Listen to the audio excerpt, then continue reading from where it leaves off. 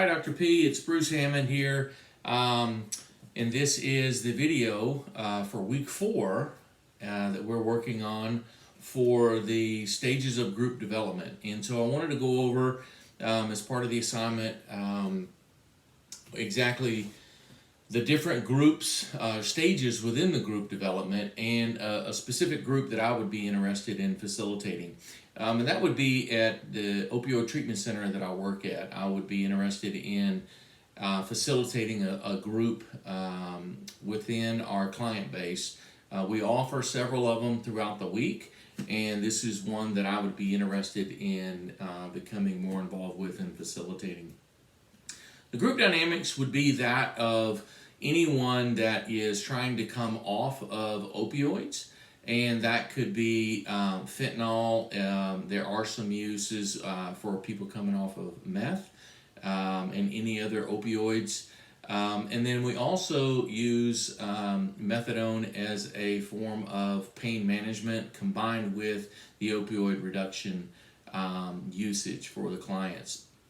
And so if I were looking at developing one of these groups based on the stages of development and the various pieces that we talked about or that were outlined in the text, I think it's important to have a nice mix of client base within the group. And that by that I mean having some folks that have some sobriety under their belt, some what they call old timers within the group, and then also some newcomers that maybe are new to the program that don't have any or not much at all sobriety under their belt, as well as a nice mix of that medium time frame that people have of sobriety under their belt. And so we have some with no sobriety or very little sobriety, some with a little bit of sobriety, and some with a lot of sobriety mixed in, because the old timers, as you know, they have already been through the tough times. They've been through the withdrawals. They've been through the 12-step program probably. They've been through the methadone treatment for a period of time. They've had clean and sober days under their belt. And they can help formulate the group and help me as a facilitator maneuver through the different stages of the group. And so it's important to talk about what these stages are. And so those stages are identified as the initial stage, the transition stage, the working stage, and the final stage. So we'll get into a little bit more of those, but I think it's really good to have a nice mixture of people that have that different sobriety level in there so that the group can help to, as the text indicates, kind of lead the way, and me as a facilitator is there to help get the group started and to make sure that to some extent that the rules are being followed and that people are being taken care of, follow up with after the group to make sure any triggers that might have gotten started within the group process or the group session there, that we can follow up with that afterwards as well. And so when we talk about the different stages, there's a lot of dynamics that go on within the different stages as well. As we talk about, or as the text lays out, the initial stage is really where the group is trying to figure each other out. And in this initial dynamic, there's a lot of jockeying for acceptance and identity and power that are going on between the group, and there's also some intimacy going on. And that's not in a negative way, that because the group will have both males and females in there. And so there's a lot of jockeying around that people are trying to dominate or trying to figure out where they fit into the mix. And that could be with the old timers, could be with the medium level group. It could also be with those that are new to sobriety. And those will be based on sobriety time, but it'll also be based on personalities and childhood development and where they are in their addiction and so many different factors. So there's a lot of dynamics and what I like to call moving parts within the group as we work in this first stage. Pardon me. In the transition group, there's still a lot of dominance, a lot of control, and a lot of power going on. But me as a facilitator, I can help guide some of this and kind of help redirect those that might be trying to take up too much time during the group, whether it's sharing or talking, And some of the different ways that I like to do this is I'll have like a stress ball, or this little guy. It's a little stress guy. And so the rule is, if you have this, you're able to talk. If you don't have this, you're not able to talk. And this keeps a lot of over talking and side sharing, as I like to call it, from happening and taking place within the group. This can be a little bit difficult to manage if we're not doing those types of things.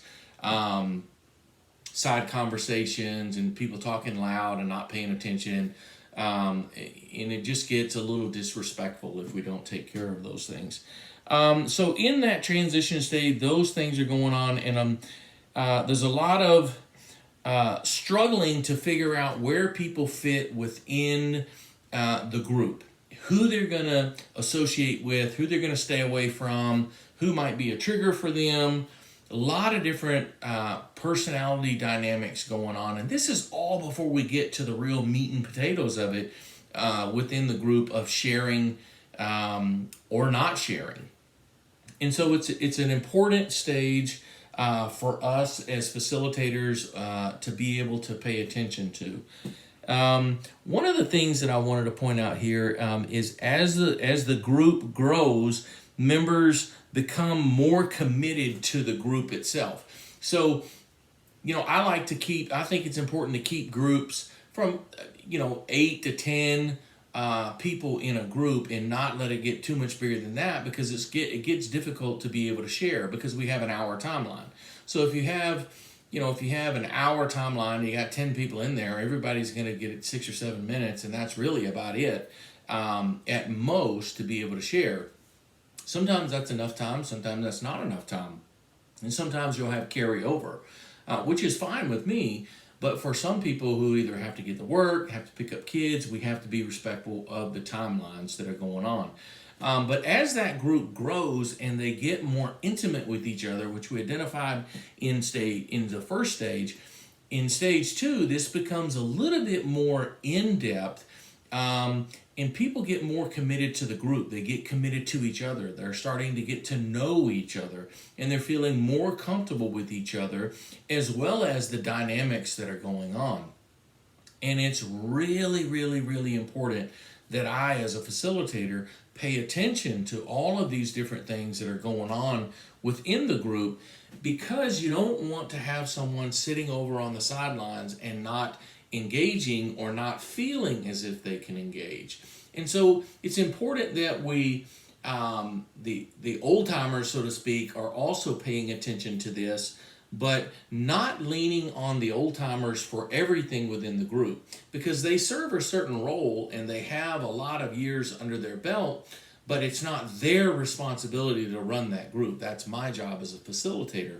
But it is nice to have them to be able to model and show the other group members that may not have any, or have very little sobriety under their belt, to be able to help them understand what this group is all about. Because it can be a very difficult, it can be a very daunting task, it can be a very intimidating group, if you will. I don't want to overuse that word, but group to be able to be a part of. And if we don't pay attention to that, people can get lost in the weeds, and they're just coming to group to be able to meet the program's requirements. Because in our particular program, you have to come to at least one group per week. We have people that come multiple times a week. We have some people that come 2 and 3 and 4 times a week. We have others that we have to drag in there. We have to really encourage them, so to speak, to be able to come to the group and participate. And most of the time, once they get in there, they really start to understand the value of the group, and that they can lean on the other group members for help. They can lean on the other group for suggestions and ideas. It's important to not allow the group to become another therapy session.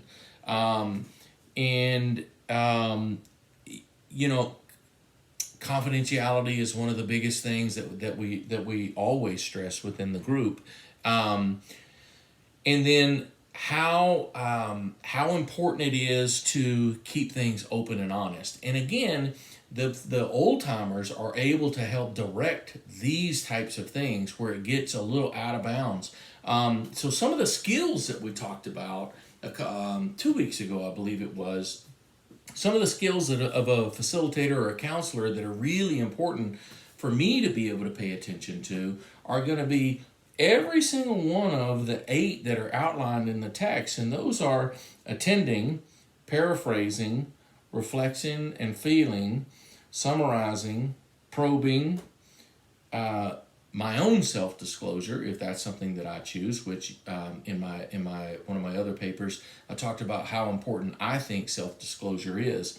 And then interpreting, and then the last one is confrontation. Confrontation can be a really dicey situation in a group dynamic because you're dealing with people that, especially on the folks that have little to no time in sobriety, they're very raw.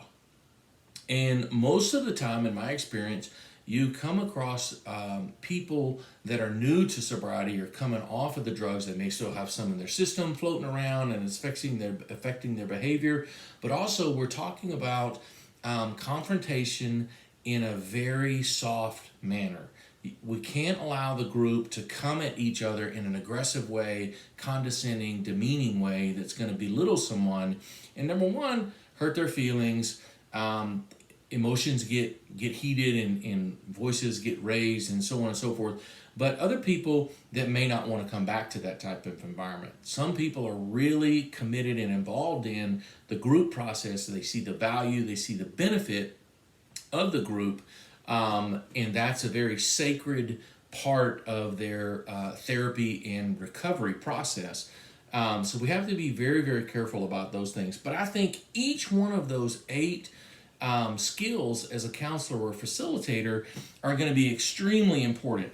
I think a couple of the one that sticks out to me are going to be attending, because I've got to listen. I've got to listen to everything that's going on, not only with my ears, but I've also got to be attentive with what's going on and what I'm seeing, what I'm observing, people doing, not doing. Are they engaged or not engaged? Are they trying to sleep? Are they doodling on paper and not paying attention? Whatever the case may be, it's really important that I'm attentive with what's going on within the group. So I think that's one of the very important things. The other, I think, is self-disclosure. I think self-disclosure in these types of situations are extremely important because they cannot look at me as a facilitator or a counselor or whatever the role that I'm wearing, whatever hat I've got on that day. I can't be viewed as a person that's never been through it, a person that doesn't have any problems, a person that doesn't understand, those types of things. I have to be able to convey to them that in an empathetic way, not in a condescending way, that I understand what they're going through, but also I'm here to be a supportive tool and a supportive resource within the group, as well as an external factor within the group as a facilitator or a counselor. And then the other one is the confrontation, being able to mediate and moderate the confrontation that's going to take place as the group grows, because this doesn't really take place in the first step. It doesn't take place in the second stage. It takes place in that third stage, which is the working stage. This is where the meat and potatoes of the whole group come together and they really start to grow and mold together and become close. They understand about each other's family backgrounds and the family dynamics and where they are in recovery, where they are in the work life, the personal life, married life, all those different things. All those things are coming out and on the table now. And this is a key factor, I think, in the group stage and in the group dynamics. They really start to take a look at the responsibility, owning responsibility, becoming more open and with each other and among the group. I like to do check-ins when we get together for the groups. I think that's really important. How are you feeling? What's going on in your life? What goals are you working on? What goals have you progressed through? And are there any new problems? Those are the things that I like to hit on for everybody to hit on, because that gives us a high level overview of what's going on. And then as you progress through that group session, you can really start to get into, as much as the group or the members will allow themselves to do, get into the weeds of things and start to really uncover what's going on and be able to talk about things that are going on in your life, but also someone else may have been through that and have some insight for you or some resources. One of the things right now in our community, we've got a couple of different employers, big employers, that are leaving. And so there's a lot of people that are scrambling and looking for jobs. And so who within that group has already done that, been successful at doing that, and how can they be used as a resource within that group? I think those are very important things. So confrontation is a very dicey and delicate piece that we have to walk through very carefully within the group, and as the group progresses through that third stage. The other stage, the final stage, is going to be the final stage. And that's not like termination as we saw in the counseling process, but it's pretty close to it, because the final stage doesn't mean the last group session. I think these are ongoing groups. You have people that graduate out, they're coming down off of the methadone over a period of time under doctor's care and the nurse's care and the therapist's care, but also they'll graduate out and you have people come in and they may have a lot of experience. They may be the old timer level, they may be at the medium level, they may have no experience with sobriety. So we welcome them in and we help them graduate out, if you will, from the group. And that group is going to be an ever-changing dynamic process. It's not a, hey, we're in stage one and this is a closed group and nobody else can come in until we graduate this group out. No, these are open groups. They're very fluid and they're very dynamic. But in that final stage, you're also transitioning. And some people, in some groups, you have a 60 or 90-day group. And as you approach that last, that third of that group, then you can start talking about what that final stages look like. But in the group that I'm talking about, this is a very ongoing, a very fluid and dynamic group. And as such, the final stage never really gets there, really, because we don't talk about the end. We if people want to continue, they'll continue. If people want to come in, they're going to come in, and we're going to welcome them in, and we're going to show them the process, and we're going to continue to move forward. So those are the 4 stages, and those are the skills. Every one of the 8 skills, I believe, are drastically important. But those 3 that I mentioned, which are the attending, the self-disclosure, and the confrontation, I think are the most important in being able to move through the group stage process. I really appreciate this opportunity to talk about the group stage, because it is a very, very vital part of helping people in recovery. Now, there's a lot of different types of group. In inpatient group, you have like a 30 or 60 or 90-day program, and people are going to be in 2 to 3 different types of groups per day. In the medication assistance treatment world, or the opioid treatment center world, which I work in, our groups are we've got 1 group per day, Tuesday through Friday. And we have a couple that we have 2 times per day. And so those are open groups. And then you have like the AA type of groups, or the NA type of groups, or the 12-step programs type of groups. So there's a lot of different types of group here. But this one that I'm talking about is more on the medication-assisted treatment side of the house, specifically with the organization that I contract with, and that's by using methadone as the form of treatment. So I really appreciate this opportunity and hope you find it beneficial. Have a great evening.